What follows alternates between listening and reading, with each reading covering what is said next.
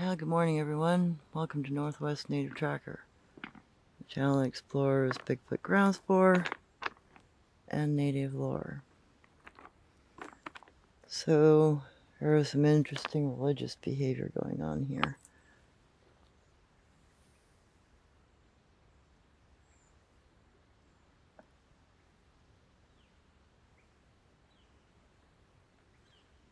And this is the location where all of the participants put their stones.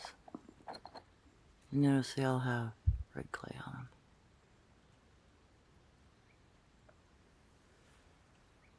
So, native lore says that Bigfoot people have religious observations just like humans do, like other tribal people do. A little tiny bit of burnt material. It's not a normal kind of little fire pit.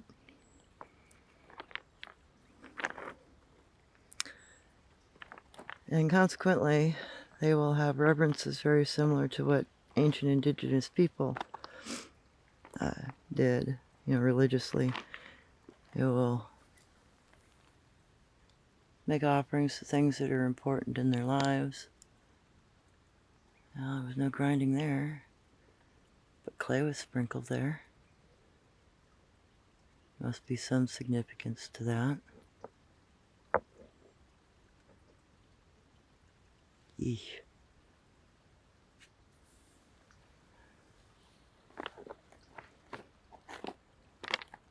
You've got yellow and red paint. Yellow is usually coming of age paint for girls. Stone's got ground yellow clay on it. Got several areas where there's stones with red clay on top.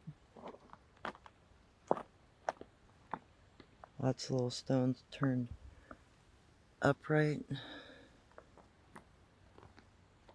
and stacked stones. Locations where a little round of stones with pigment in the middle, a round of stones with no pigment in the middle.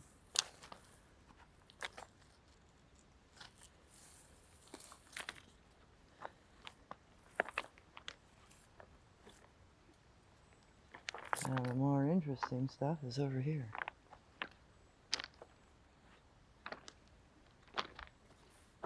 Lots of clay on top of stones, and that's definitely a grinding stone situation there.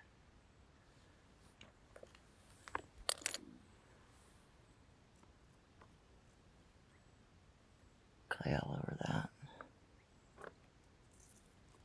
Oh wow. That's a piece of flint. Yeah, I'm gonna leave that alone. And there's some clay having been ground there.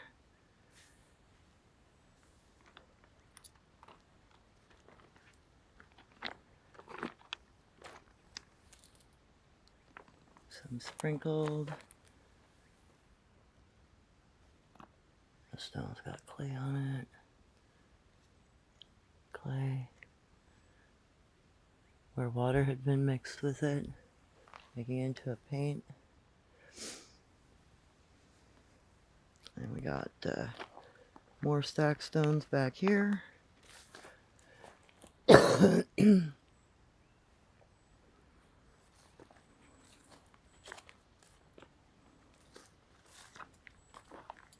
couple of little ones there. More clay on top of a stone. That spot looks like water had been mixed.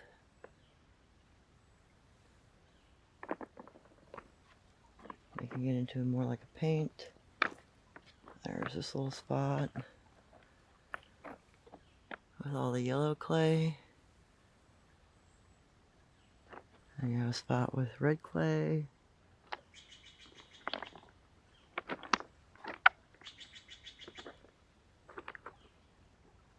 water's been mixed with some of that. Have a bunch of chipped stones down here.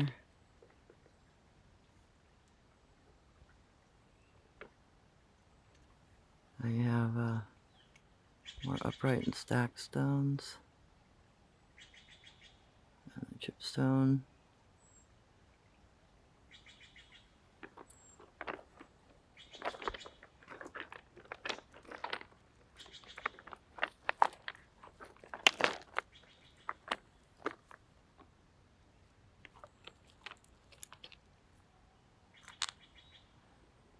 Interesting.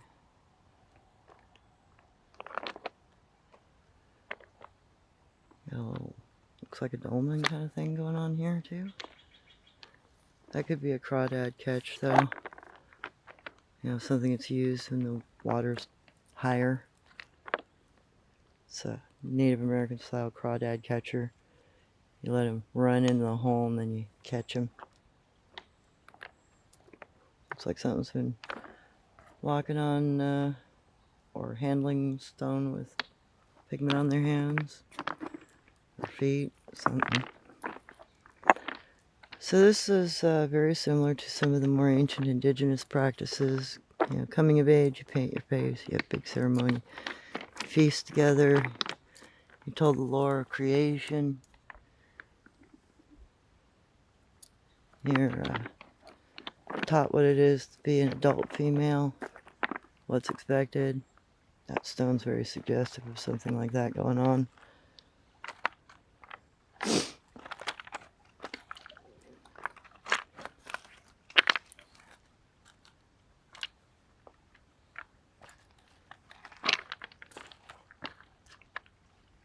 Yeah, very interesting.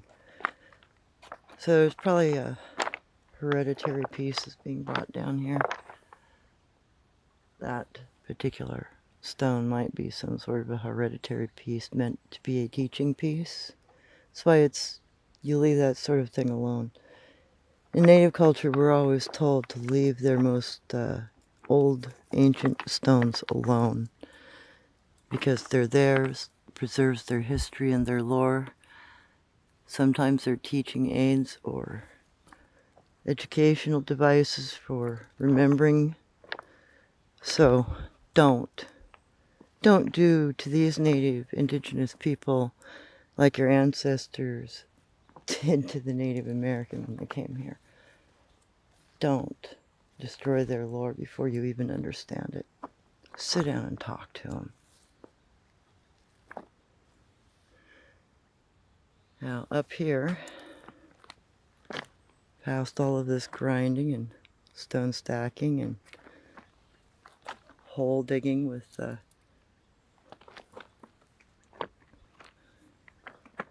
potential religious meaning to it, because there's more than one hole like that. There's also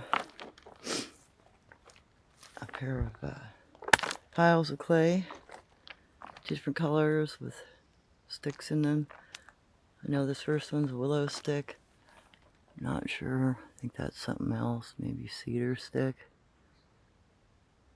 So they're both stuck in the clay.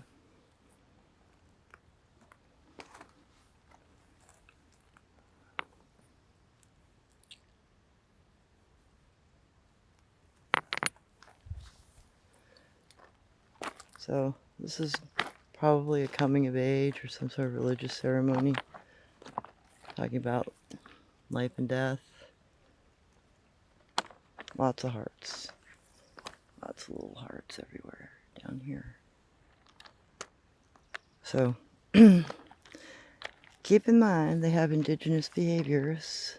I mean, they have religious thought. They have a notion to educate their young and preserve their history and keep their lore. And it's not abnormal. It's just the way we understood them to be. We understood that they lived like us, they acted like us. We understood that they held communal religious ceremonies together. We understood that they had laws. We understood they built fires.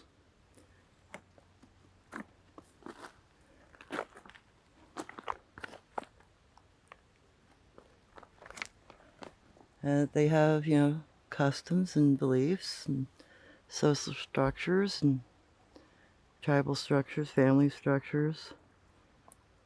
And they're not an average thing. That's why in Lakota called them our forest brothers, because that's how we viewed them. That's not a raven call. Guess I better go investigate. Anyway, they lived indigenously. They had the same kind of social rules and customs that we did. That's why we call them our forest brothers. Anyway, hope this has given you an eye-opener this morning, and have a great day. Talk to y'all later.